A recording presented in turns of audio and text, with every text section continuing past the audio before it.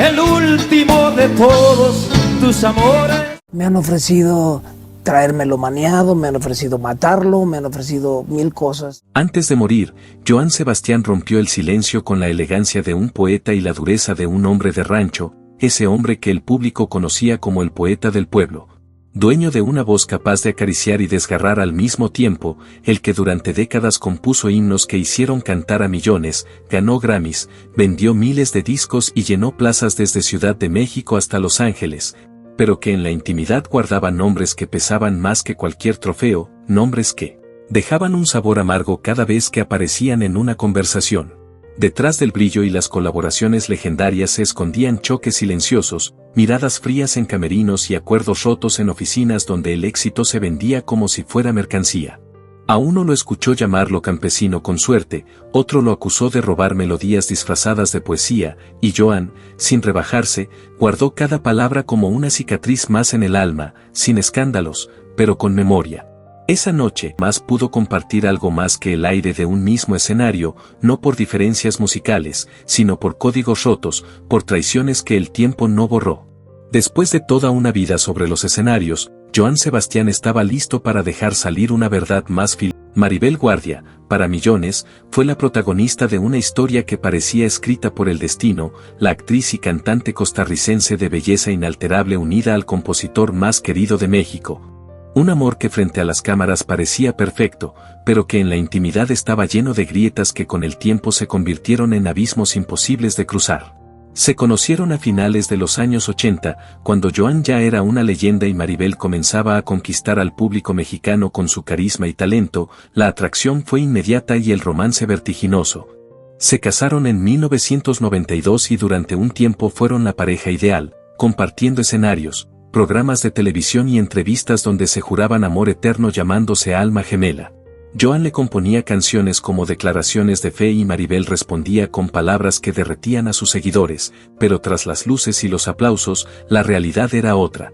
Joan, acostumbrado a las giras interminables y a la soledad del artista, vivía un ritmo que pocas parejas podían seguir, mientras Maribel intentaba equilibrar su carrera con su papel de madre. Las discusiones llegaron pronto, primero por celos, luego por horarios, después por el rumbo que cada uno quería darle a su vida. Él deseaba una esposa dedicada al hogar, ella una mujer libre para seguir creciendo como artista. En 1996, los rumores de infidelidad encendieron la mecha que ya estaba a punto de estallar y aunque nunca se confirmó nada, la confianza quedó hecha pedazos. Maribel, herida y cansada, pidió el divorcio, Joan aceptó, pero el proceso fue largo y doloroso, se disputaron propiedades, canciones y, sobre todo, la custodia de su hijo Julián. Lograron un acuerdo, pero las heridas no sanaron, solo aprendieron a convivir con ellas. Años después intentaron mantener una relación cordial por su hijo, pero trabajar juntos se volvió imposible. En un festival benéfico a principios de los 2000, intentaron reunirlos para un dueto simbólico, Joan aceptó, pero se negó a ensayar con ella, lo que Maribel interpretó como un desprecio. Desde entonces, la distancia entre ambos fue definitiva. Él decía en voz baja que hay heridas que no se cantan, se guardan en silencio, y quizás en ese silencio quedó todo lo que alguna vez fue amor. Aunque frente a las cámaras ambos hablaban con respeto y prudencia, quienes los conocían sabían que cada encuentro entre Joan Sebastián y Maribel Guardia estaba cargado de una tensión invisible. Una cortesía que servía más como barrera que como puente. Lo que alguna vez fue una historia de amor se transformó en un vínculo diplomático, lleno de silencios elegantes y palabras medidas. Para Joan, Maribel dejó de ser una musa para convertirse en una página cerrada, un recuerdo que prefería no volver a leer, un ejemplo de cómo incluso las melodías más dulces pueden apagarse en un silencio helado. Pepe Aguilar, en cambio, representaba un tipo distinto de conflicto. Hijo de Antonio Aguilar y Flor Silvestre, había crecido entre leyendas, y Joan lo conoció cuando aún era un joven que buscaba abrirse camino con su propio nombre. Desde el principio hubo respeto, pero también una competencia latente. Joan veía en Pepe al heredero natural de una dinastía que él admiraba, pero también al símbolo de una ventaja que a él nadie le regaló. El primer choque serio llegó en 2001, durante la grabación de un especial televisivo dedicado a la música ranchera. Joan presentaría un tema inédito con mariachi y cuerdas, pero la producción le informó que ese formato ya estaba reservado para Pepe. Le pidieron adaptar su canción a un acompañamiento más modesto, algo que Joan sintió como un menosprecio disfrazado de logística. Para él, aquello no fue un detalle técnico, sino una señal de jerarquía. El apellido Aguilar pesaba más que cualquier trayectoria. Se reencontraron en 2007 en un concierto benéfico en el Zócalo de Ciudad de México, un evento multitudinario donde el orden de aparición volvió a encender las comparaciones. Pepe cerró con fuegos artificiales y una producción monumental, mientras Joan cantó horas antes, cuando la multitud apenas llegaba. Esa noche, en voz baja, dijo una frase que quedó flotando entre bastidores: a veces no se trata de talento, sino de quien tiene la llave del portón. Y aunque entre ambos existieron momentos de colaboración sincera, las heridas del orgullo nunca dejaron de resonar como un eco entre dos generaciones que, sin quererlo, competían por el mismo escenario. Joan llegó a componer un par de canciones que Pepe Aguilar consideró incluir en sus discos, pero que nunca llegaron a grabarse. En público, Pepe siempre se refirió a Joan con respeto, llamándolo maestro, referente, incluso amigo. Pero en el ambiente artístico se sabía que ambos preferían evitar coincidir en un mismo escenario para no despertar viejas incomodidades. En 2013, durante la Feria de León, el destino los reunió nuevamente frente a un público dividido entre los fieles de Joan y los admiradores de Pepe, creando una tensión que podía sentirse en el aire. Aquella noche los dos ofrecieron presentaciones impecables, cada uno con su estilo y su público, pero sin saludos, abrazos ni fotos conjuntas. La prensa, atenta a cada gesto, llenó los titulares con rumores sobre la frialdad entre dos gigantes de la música mexicana.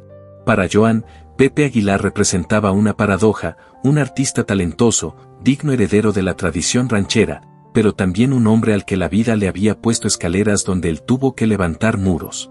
No lo juzgaba por su voz ni por su arte, sino por la sombra del privilegio que, en su opinión, a veces distorsionaba las reglas del mérito en un mundo donde los nombres pesaban más que las canciones.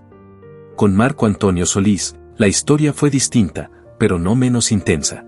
El Buki y Joan Sebastián parecían almas gemelas de la música popular mexicana, dos poetas capaces de transformar el amor y el dolor en melodías que cruzaban fronteras y generaciones.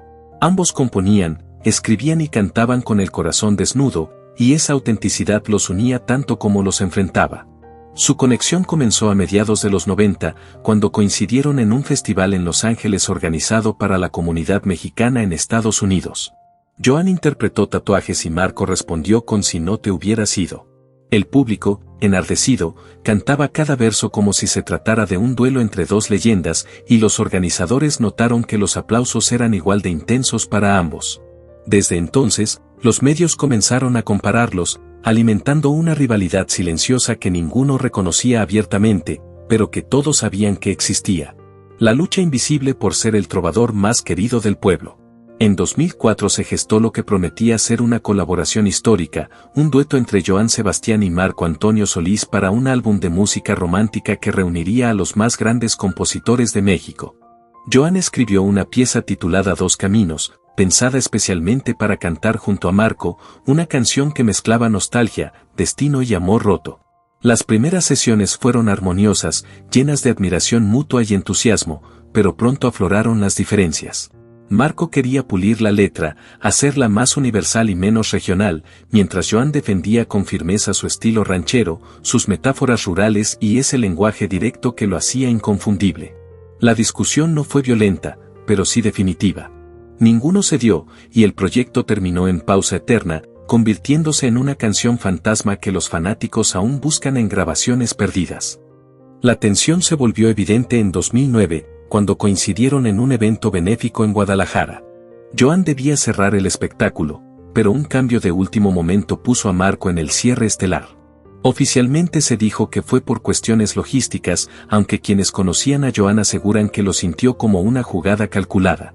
Esa noche cantó con la furia contenida de un artista herido, mirando al público con esa mezcla de desafío y orgullo que lo distinguió maestro y destacó su conexión con el pueblo, pero Joan respondió con distancia.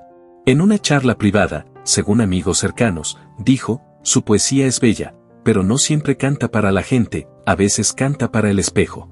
Con esa frase marcó la línea entre ambos mundos, el de la emoción cruda y el de la perfección estética. A pesar de los roces, el respeto artístico nunca desapareció. Marco llegó a grabar un par de temas de Joan, y en más de una ocasión, reconoció que el Buki era de los pocos capaces de llenar un escenario con solo su guitarra y su voz. Sin embargo, en la lista silenciosa de su memoria, Marco quedó señalado como ese colega que pasó de la camaradería a la competencia, de la inspiración compartida a los egos cruzados. Para Joan Sebastián, Marco Antonio Solís era un espejo incómodo, un reflejo de su propio talento, pero también de una forma de jugar el juego artístico que él nunca estuvo dispuesto a aceptar. Pedro Fernández, conocido como el aventurero de la canción mexicana, comenzó su carrera siendo apenas un niño, y para cuando Joan Sebastián ya era una leyenda. Él se había consolidado como un artista versátil capaz de moverse entre la música ranchera, el pop y la actuación. Sus caminos se cruzaron en incontables ocasiones, desde ferias hasta programas especiales, y aunque en público siempre hubo respeto y sonrisas, fuera del escenario la relación estaba marcada por roces silenciosos y diferencias sutiles que nunca llegaron a resolverse del todo. Uno de los primeros episodios que tensó su vínculo ocurrió en 1995, durante la grabación de un especial para Televisa dedicado a la música ranchera. Joan había sido invitado para interpretar uno de sus grandes éxitos, mientras que Pedro presentaría un nuevo sencillo con el que buscaba escalar en las listas de popularidad.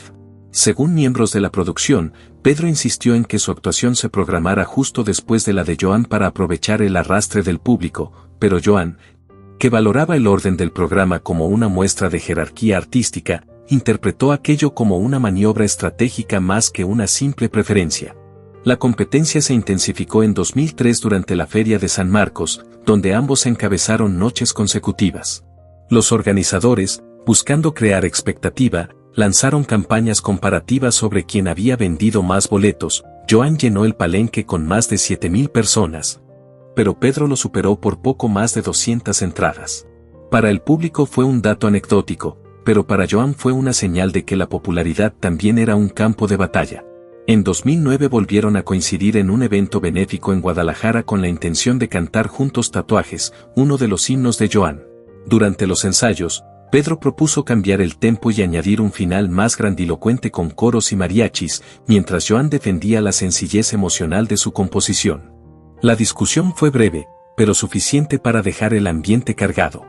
Finalmente interpretaron la versión original ante el público, pero al terminar no cruzaron palabra alguna detrás del escenario, sellando con silencio una rivalidad que ya no necesitaba explicarse.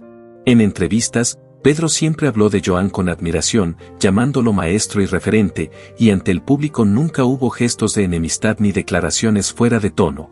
Pero quienes conocían de cerca a Joan aseguraban que, aunque respetaba su disciplina y carisma, lo veía como un artista más preocupado por el espectáculo que por la esencia. Alguien que a veces sacrificaba la autenticidad por el aplauso fácil. En 2014 se intentó una última colaboración cuando un productor propuso reunirlos en un dueto para un disco tributo a la música mexicana, y aunque ambos aceptaron la idea con entusiasmo, daba marcado como alguien con quien el arte podía brillar, aunque siempre con fricciones inevitables. Carmen Jara, por su parte, irrumpió en la escena de la música regional mexicana en los años 90 con una voz poderosa y una personalidad extrovertida que rápidamente la llevó de los palenques a los programas de televisión más populares. Nacida en Hermosillo, Sonora, llamó la atención de Joan Sebastián en una gira de verano de 1997, cuando ambos compartían cartel en varias ciudades de México y el sur de Estados Unidos. Aunque Joan ya era una figura consagrada, se sintió cautivado por la energía de Carmen en el escenario y le propuso grabar una de sus composiciones para un disco de duetos que estaba preparando. El primer trabajo juntos fue prometedor. Carmen interpretó una canción de Joan titulada Te sigo soñando y la química artística parecía fluir sin esfuerzo, pero los problemas aparecieron durante la promoción. Cuando, según personas cercanas, Carmen insistió en que su nombre tuviera el mismo peso que el de Joan en los créditos y entrevistas. Una exigencia que sembró la primera grieta en una relación que prometía mucho y terminó desvaneciéndose en el ego y la vanidad del medio. Para Joan, aquello nunca fue una cuestión de ego, sino de jerarquía profesional, porque creía firmemente que el reconocimiento se ganaba con años de trayectoria y no con cláusulas en un contrato. En 2001 coincidieron de nuevo en un especial de televisión donde la producción propuso que interpretaran juntos una versión de Tatuajes, pero Carmen quiso modificar parte de la letra para hacerla más femenina, algo que Joan, fiel a su estilo y respeto por sus propias composiciones, rechazó rotundamente. El desacuerdo se resolvió sobre la marcha, con Joan cantando su versión original y Carmen adaptando la suya en vivo, mientras en el escenario las sonrisas ocultaban una tensión evidente. Detrás del telón, el silencio pesaba. En entrevistas posteriores, Carmen habló bien de Joan, lo elogió como compositor, pero también dejó entrever que trabajar con él podía ser complicado por su inflexibilidad. Joan, en cambio, rara vez mencionaba aquella experiencia en público, aunque en privado comentaba que Carmen solía confundir autenticidad con protagonismo y que su presencia en el escenario buscaba más el impacto visual que la conexión emocional con el público. El último intento de colaboración llegó en 2008, cuando un promotor intentó reunirlos para un concierto especial en Las Vegas. Joan aceptó participar, pero impuso una condición, que toda la campaña publicitaria se centrara en la música y no en el espectáculo. Carmen, según allegados, no estuvo de acuerdo y propuso un show lleno de coreografías, vestuarios brillantes y una producción técnica de gran escala. Las posturas fueron irreconciliables y el proyecto terminó cancelándose. Para Joan Sebastián, Carmen Jara llegó a representar una de las tensiones más comunes en la industria musical. La lucha constante entre mantener viva la esencia del arte y ceder ante el entretenimiento que vende imágenes más que sentimientos. La respetaba como intérprete, pero en su lista personal quedó marcada como una de esas personas con las que prefería no volver a compartir escenario, porque en su visión, esa batalla entre tradición y espectáculo no solo rompía la armonía del arte, sino también el alma del artista. Graciela Beltrán, conocida como la reina del pueblo, ya era una figura destacada dentro de la música regional mexicana en Estados Unidos cuando su camino se cruzó con el de Joan Sebastián a finales de los años 90. Graciela había forjado su carrera con esfuerzo en un mercado difícil y competitivo, algo que Joan admiraba profundamente, pues veía en ella una fuerza similar a la que lo impulsó en sus primeros años. Sin embargo, cuando trabajaron juntos, pronto descubrieron que sus visiones artísticas chocaban con fuerza. La primera colaboración llegó en 1999, cuando Joan le ofreció una canción inédita titulada Corazón de Campo para incluirla en su nuevo álbum. La grabación se llevó a cabo en Los Ángeles bajo la supervisión directa de Joan, y aunque al principio todo parecía fluir en armonía, con el paso de las sesiones Graciela comenzó a proponer cambios en la melodía y en los arreglos, buscando un sonido más moderno con matices de pop latino. Joan, fiel defensor de las raíces rancheras, se mostró reacio a modificar su composición.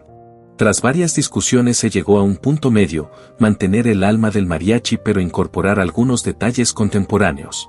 El resultado fue un éxito entre el público, pero Joan quedó con la sensación de que su obra había perdido algo de su esencia. En 2003 coincidieron de nuevo en un festival de música mexicana en Chicago, donde debían compartir escenario en un segmento especial. Pero una confusión en la organización hizo que Graciela fuera presentada como la artista principal del bloque y Joan quedara relegado a abrir la presentación. Aunque él no se quejó públicamente, en privado lo tomó como un desaire profesional, pues consideraba que el orden en el escenario era una muestra de respeto hacia la trayectoria. Las tensiones volvieron en 2006, cuando una cadena de televisión propuso un especial con duetos en vivo y Joan aceptó participar junto a Graciela, pero dejó claro que quería ensayar varias veces antes de grabar, buscando que la presentación reflejara la autenticidad que siempre defendía en su música. Según personas cercanas, Graciela llegó tarde a 2 de los ensayos y faltó a otro alegando compromisos previos, algo que para Joan, quien consideraba la puntualidad y el compromiso como pilares sagrados del arte, resultó una falta difícil de pasar por alto. Aún así, la grabación se llevó a cabo y el resultado final fue impecable ante los ojos del público. En entrevistas posteriores, Graciela habló de Joan con respeto, reconociendo su talento, aunque señaló que era un hombre que sabía exactamente lo que quería y no siempre estaba dispuesto a escuchar otras opiniones. Joan, en cambio, solía decir en privado que trabajar con ella era como montar un caballo hermoso pero indomable, una artista brillante y apasionada, pero difícil de conducir hacia una visión común. Para él, Graciela Beltrán no representaba una enemistad, sino un recordatorio de lo complicado que podía ser unir dos fuerzas poderosas cuando las filosofías artísticas no hablaban el mismo idioma. La respetaba como intérprete, pero en su lista personal de personas con las que prefería no volver a compartir estudio, su nombre estaba escrito con la tinta invisible de las experiencias que, aunque exitosas en lo musical, resultaban extenuantes en lo humano. Porque al final, la lista de Johann Sebastian no era un inventario de rencores, sino una radiografía de su forma de entender la música y la vida. Para él, cada uno de esos nombres representaba un momento en que el arte se había visto amenazado por el ego, la estrategia o la falta de códigos que él consideraba inviolables. No se trataba de quien vendía más discos o quien tenía más aplausos, sino de quien respetaba el trabajo, el tiempo y la esencia de una canción.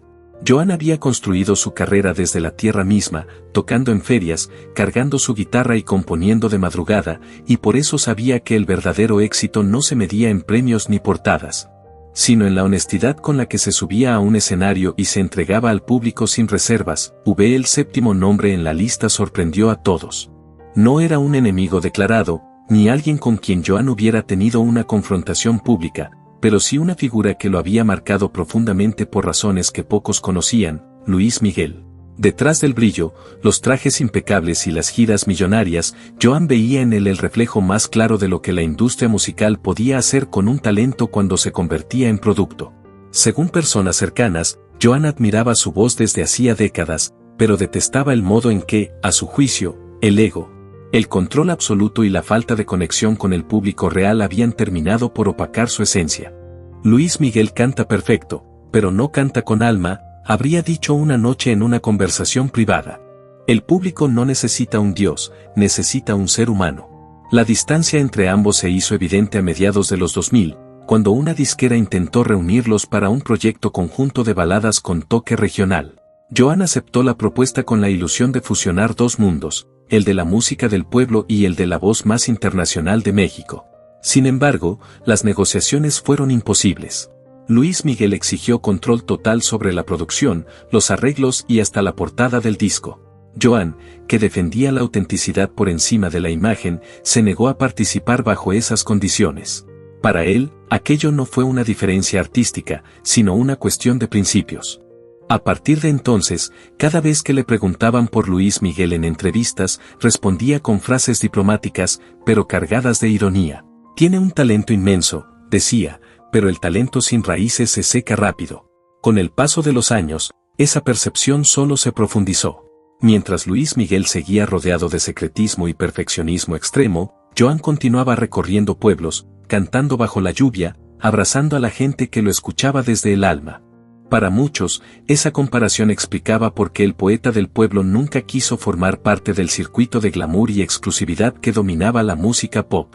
En sus palabras, cuando el escenario deja de ser un lugar de verdad y se convierte en una vitrina, el artista empieza a morir en vida. Por eso, para Johann Sebastian, Luis Miguel no representaba una rivalidad musical, sino una advertencia viva, el recordatorio de lo que sucede cuando la voz se convierte en marca y la emoción en estrategia. Lo admiraba, sí, pero al mismo tiempo lo consideraba el ejemplo más claro de un artista que había perdido el contacto con lo que él más valoraba, la verdad detrás de cada canción. Si te apasiona descubrir las verdades ocultas detrás de las leyendas, suscríbete y activa la campanita.